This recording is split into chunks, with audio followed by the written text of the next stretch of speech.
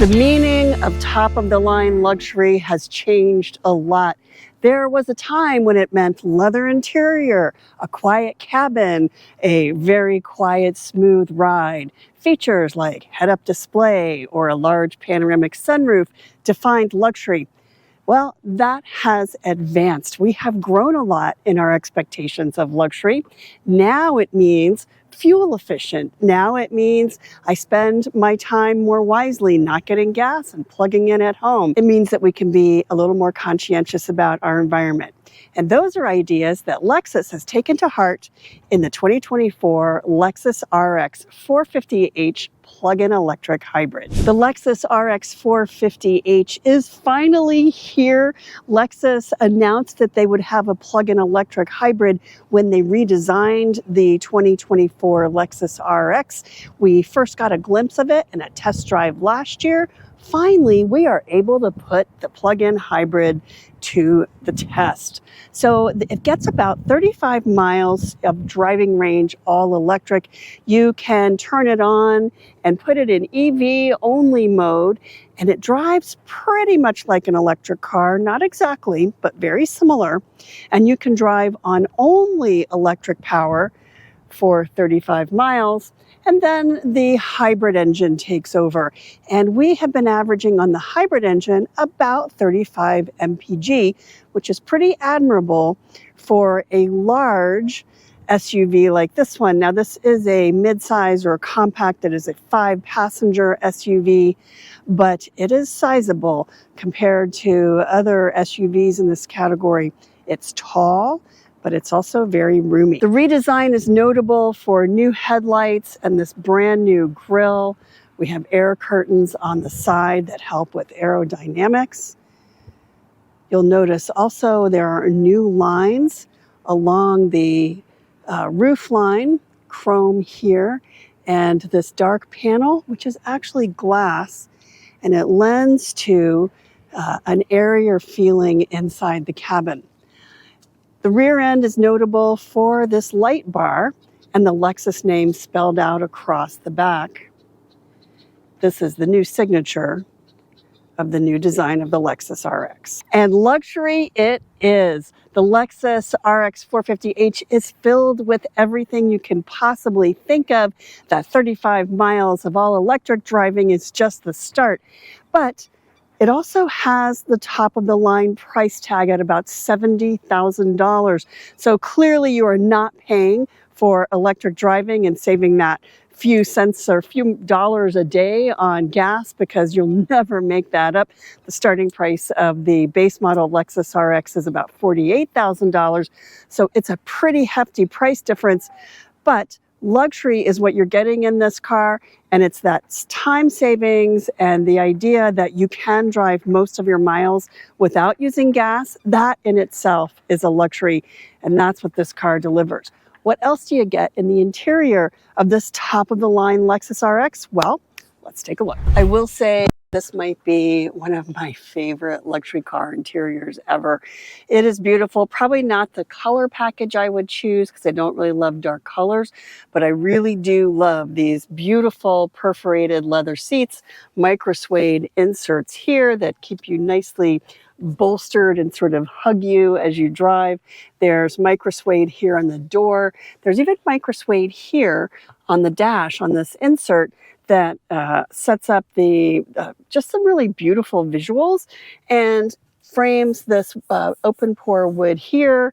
It's open pore wood here, and there's even a panel of open pore wood here on the retractable cubby cover there. There are some really nice features on the center console, on the command center here, and here in front of the driver. It starts with here you have the driver, you have the gear selector, which is very similar to the one in the Lexus LC, which is the top of the line Lexus. And then we have, I'll show you a few things down here. So there's a nice deep cubby there, which is a great place to stow your phone. If you're going to charge it with a charge cord, that's kind of a convenience. There is a wireless charge pad down here, and then 2 USB ports there, 2 USB ports here.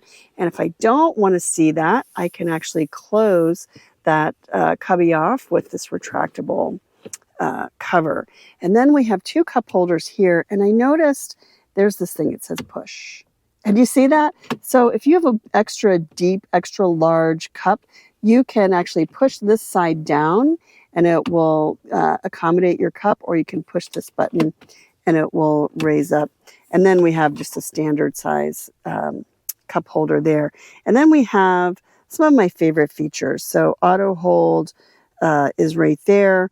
We can raise or lower the height of the car. Here's the parking brake. And then here are the EV buttons. So this is where you're going to toggle back and forth between EV and hold, which will hold your power. And then auto EV is right there. So right now I have it in EV mode, which means we're only driving in electric, but I can also tap it again to not drive in EV mode. In fact, you might have just heard the engine kick on. That's going to hold the battery.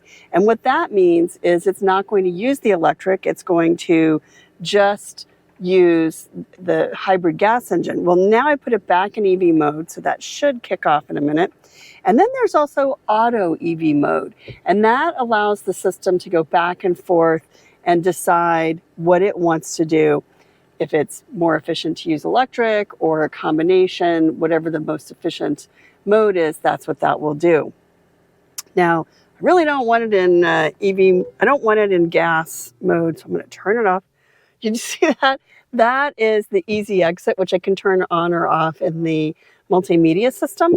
But if I don't want that, I can turn it off. If I do like it, because it puts your seat back a little bit and gives you a little more space for getting in and out of the car, you can have that, which I really kind of like. I liked it in this car. If I have rear seat passengers, I like to turn it off because I don't want to impede their space. So now, listen, I've just turned the car on, and it's really quiet. And that's because we are, once again, in EV mode. Now, if I tap that button, the engine will come back on. So just a few things, and I'll show you around in a little more detail. We have this really beautiful steering wheel with these touch sensors here that show you, they change the display and the head-up display as you move your finger around the sensor. One of my very favorite features. There's a really lovely digital driver display right here.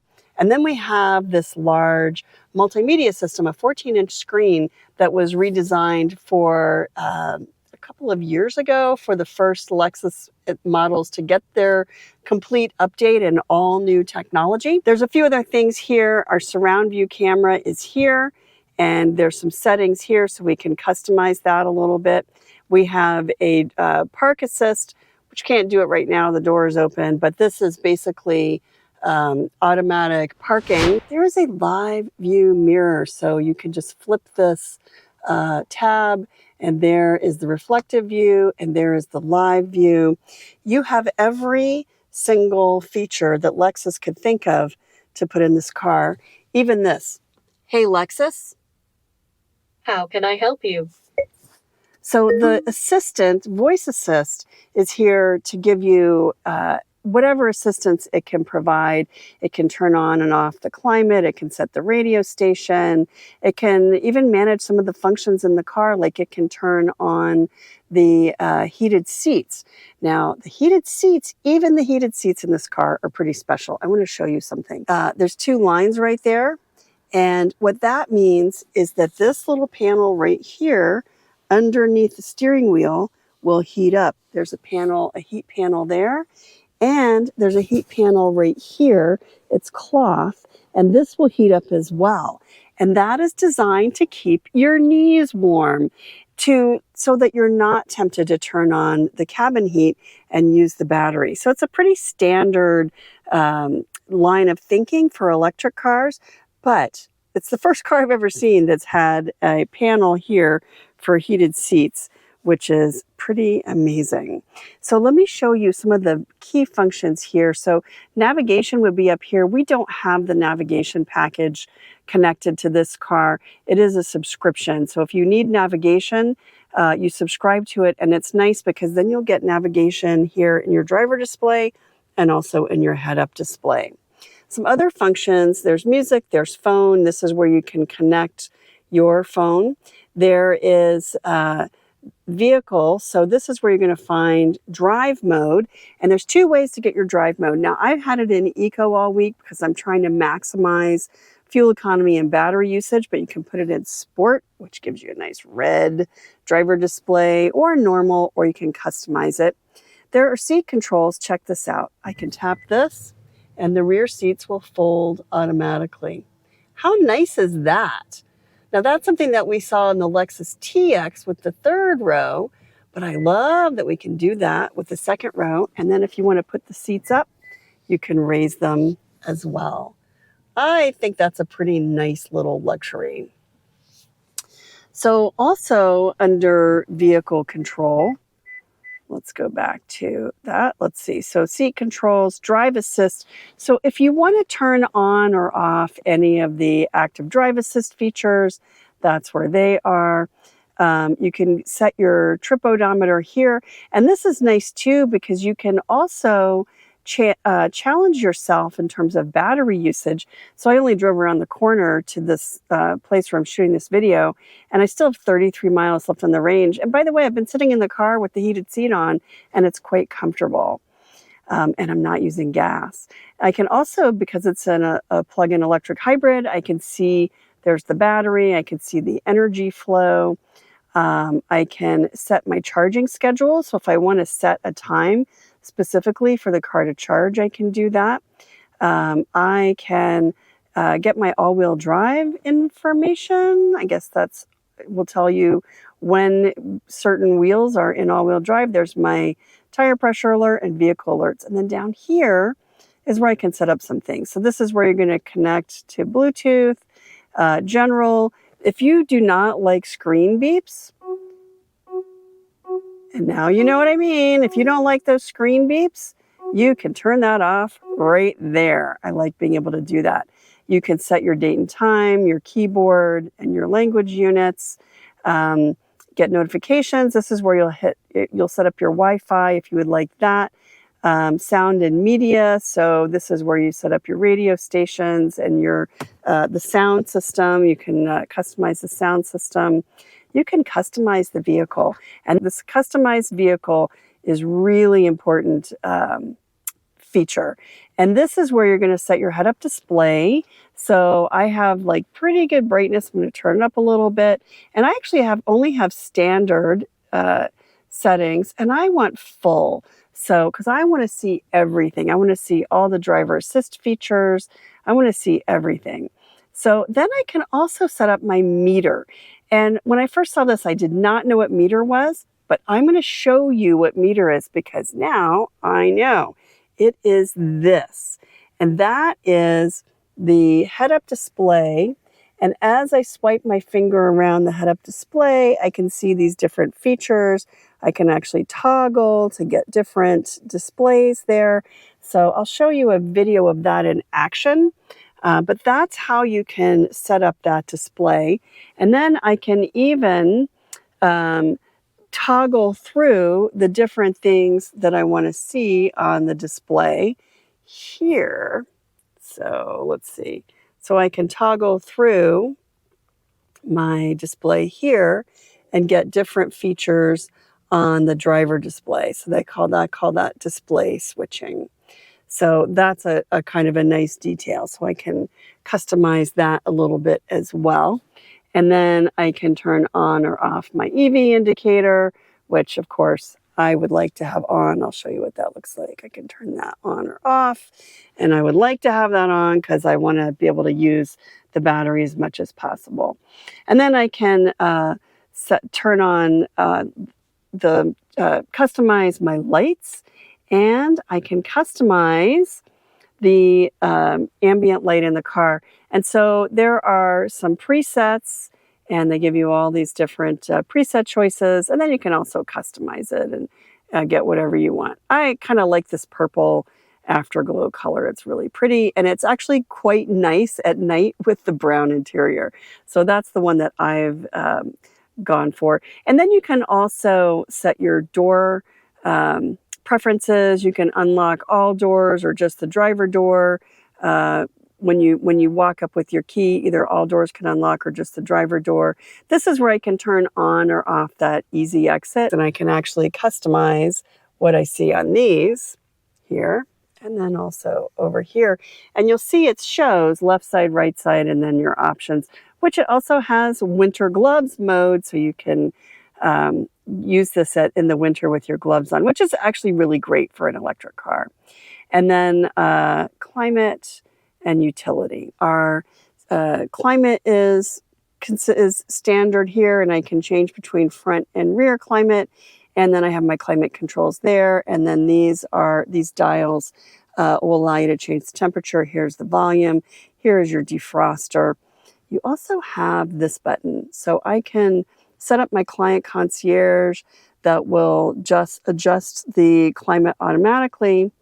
And I can tap this for really quick access to drive modes and to intuitive park assist, which I want to turn off when I go through a car wash. And then I can turn on max heat, max cool. I can mute the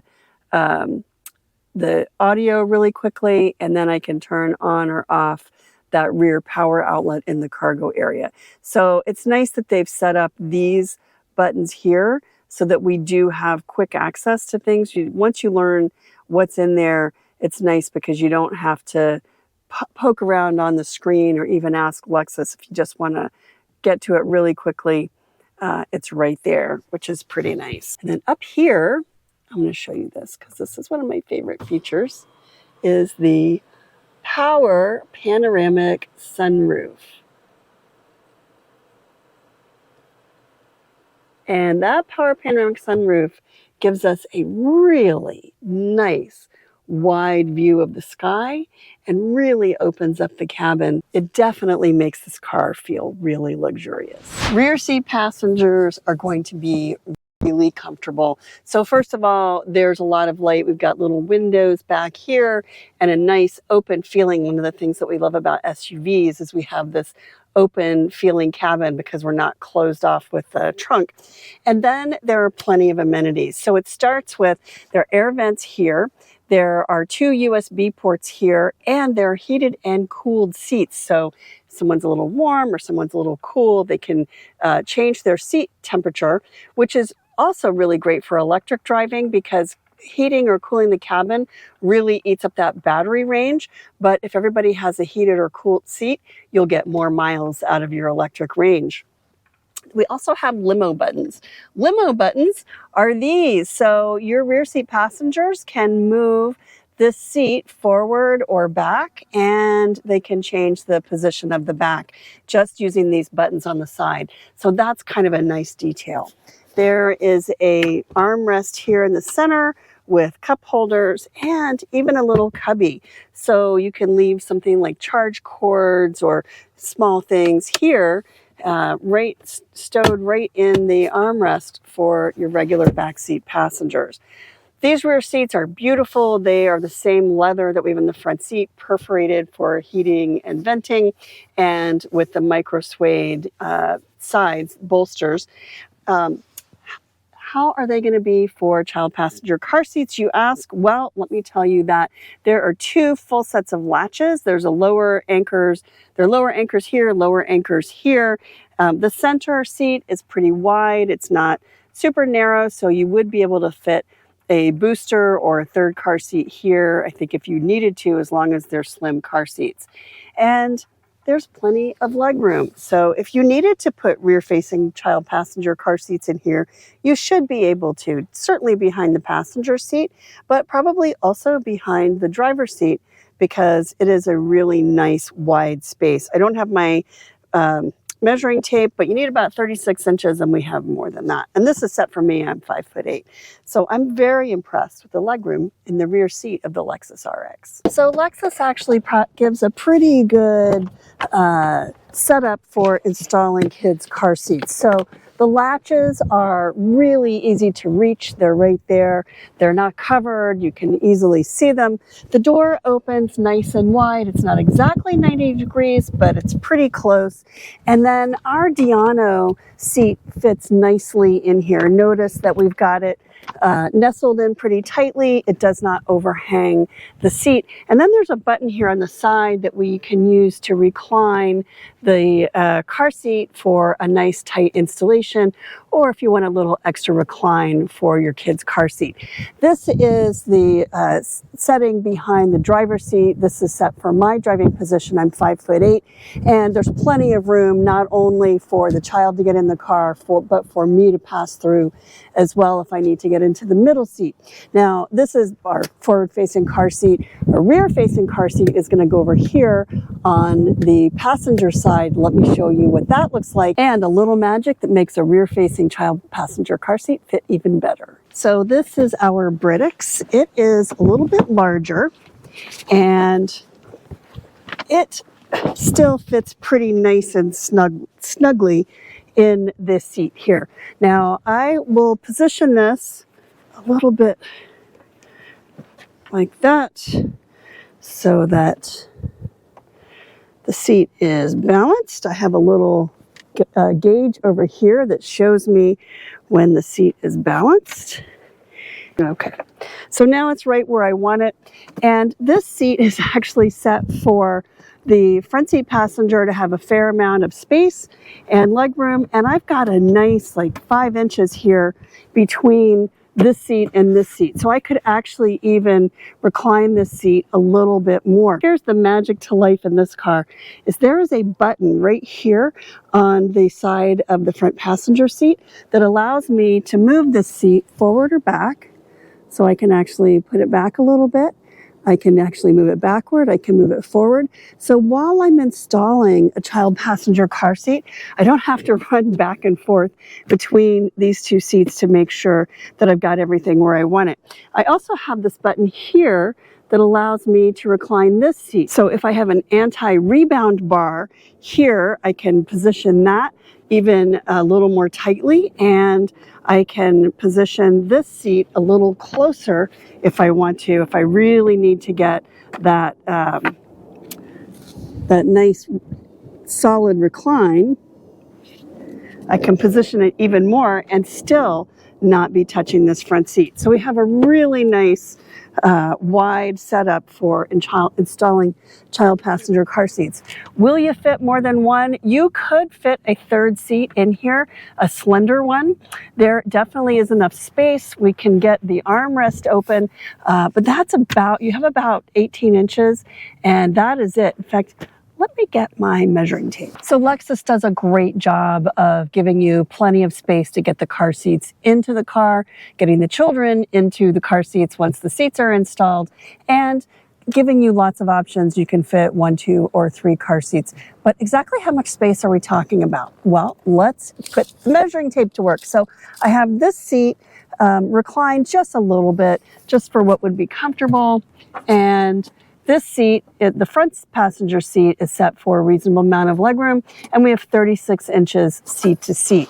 Between these two seats here, we have about 15 inches of space, and just for measurement, our Diano is 15 inches wide. So you have room for 2 Dianos, or 2 slender car seats, plus a big boy like this Britix, or you can put 2, and by the way, both of these can be rear facing. We have plenty of room, lots of comfort for the front seat passenger, and plenty of room for a rear facing child passenger car seat.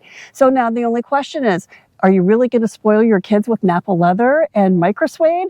Well, maybe it's not the worst choice in the world. The passengers also get these cool new digital door handles. So you push it in, and that basically just unlatches the door. There are also lock and unlock buttons, window controls. There's this really beautiful micro suede panel, and we have sunshades, just in case the sun's too bright. And what does that cargo space look like, you ask? Well, let me kick my foot and find out. This is one of the things that I love about this car, is that it has that motion activated lift gate. So you can kick your foot underneath and it will open or close the lift gate.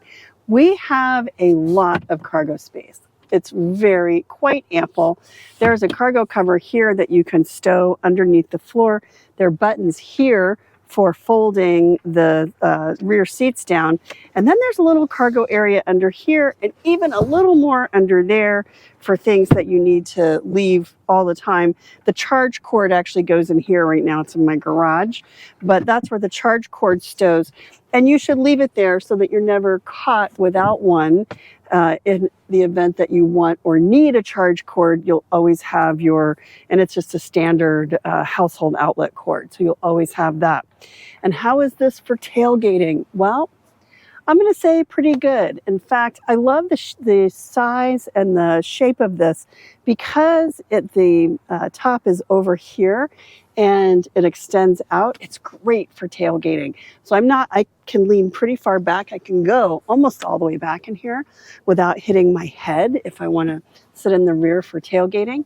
And it makes a comfortable place for your dog or to load some sort of taller things. You have to be mindful that there has a slope here, so not everything's going to fit in here, but it is a very nice space and great for tailgating. This is a really cool feature. Lexus has added it as optional equipment in almost all of its vehicles, I believe, and it is advanced auto park. So there's a little button here with a P and a steering wheel. Tap that, and then let's see, vehicle not stopped. So it tells you the vehicle has to be stopped, and it is looking for a parking spot, which is why it says it's unavailable. So I'm going to pull over here where there are more parking spots, and we're going to stop and activate the system. Now this is great if you want to use, I want to do perpendicular. If you want to use this system for parallel parking, or you can actually pull the car in and out of a parking spot using your phone app.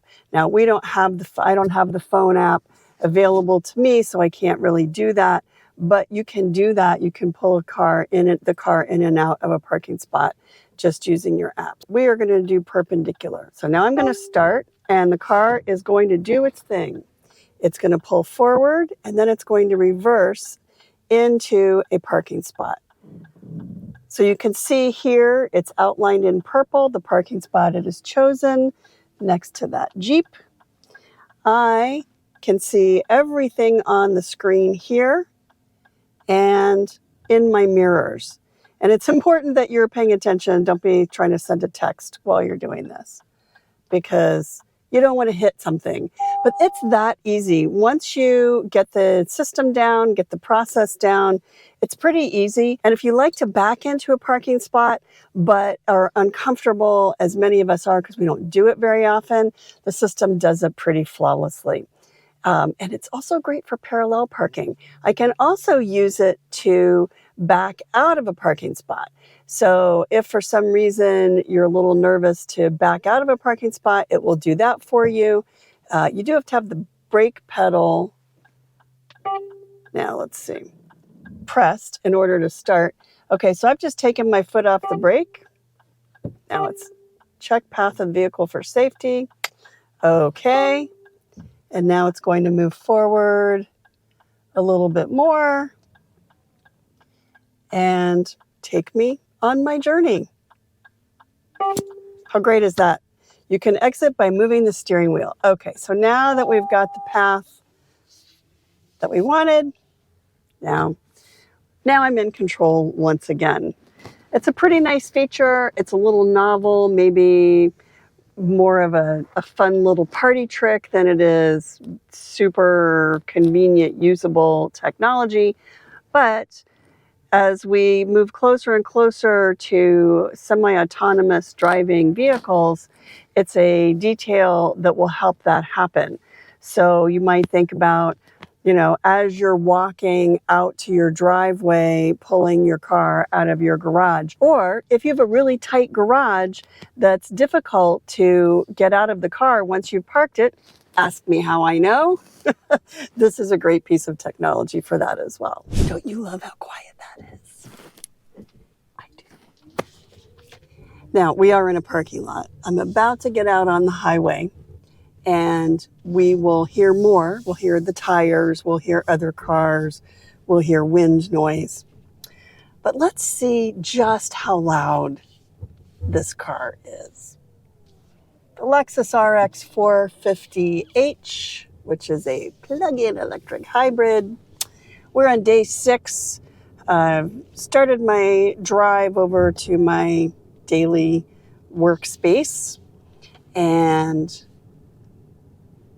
it's about a 23-mile drive, so can't do the whole drive on a single charge, but I can do most of it. There is a charger there that I can use if I need to. I could probably plug it in for a couple of hours. It's free. I love that it's free. And we'll see if it's open, because there's only one and it's not always open. So you can hear the tires. I can hear a little wind noise. We do have a panoramic sunroof here. The faster I go, the louder it is. But it's still really quiet. What I don't hear is the engine. And that is a luxury. It was really nice to just sit in my driveway, kind of get up to speed on the things I need to do before I leave the house, answering an email, setting up my camera system, and not have to listen to the engine or feel the rumble or the vibration of the engine. That was pretty nice. But let's talk about driving the 450h, which is the most powerful, 301 horsepower. So it's the most powerful Lexus RX that there is. I've been driving it in eco mode all week. Let's put it over into sport mode. I'm going to tap this quick access button here. So now I'm in sport mode. I can see, I feel it instantly, actually. I feel instantly the hesitation on the accelerator that eco mode gives you. I definitely feel. I also do not see the charge indicator. Normally in eco mode, you'll see a little charge indicator that shows you when you're charging and when you're using gas or when you're using electric. Not now. I don't see that at all. I only see the red sport mode indicator. So that's fine. That's kind of cool because we are in sport mode. Even though I'm using electric, in sport mode, I definitely feel that added torque. So the added, acceleration, instant acceleration. I definitely felt that, and it's much faster. It's much more responsive in sport mode. So that's something to like as well. Overall, all week long, the Lexus RX 450h has been a delight to drive.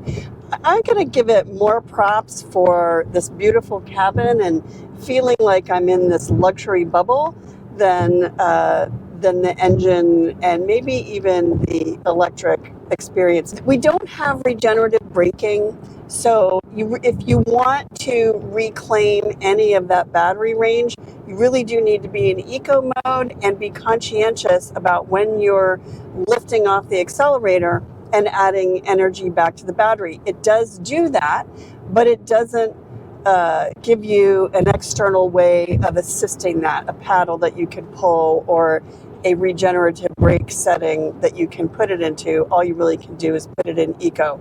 So you don't get the full electric drive experience.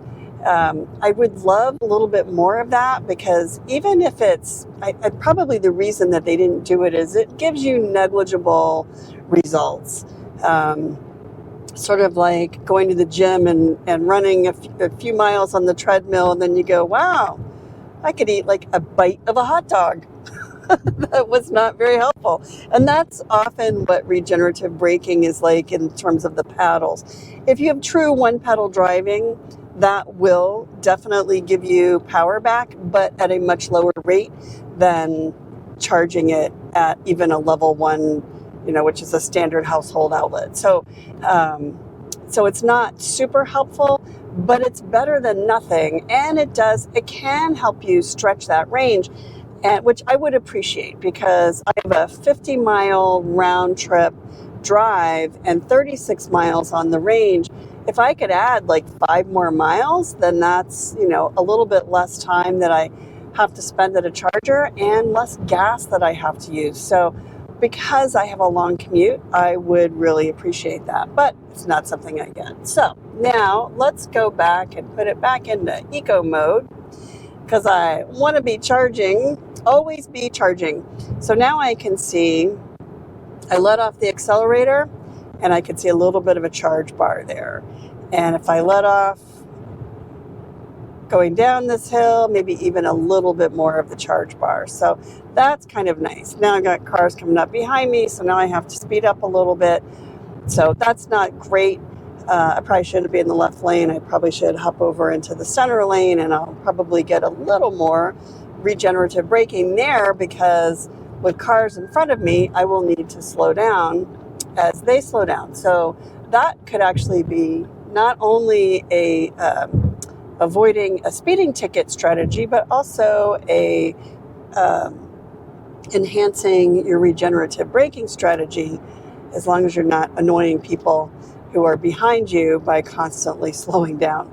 So, pluses and minuses. We were really excited when Lexus finally redesigned the RX. We've loved the RX for its size, for its shape, for all of the reliable luxury that it's delivered over the years, but it needed an update. On the outside, it looks elegant, it's beautiful. On the inside, the technology is absolutely top-notch. Lexus has done a great job with that.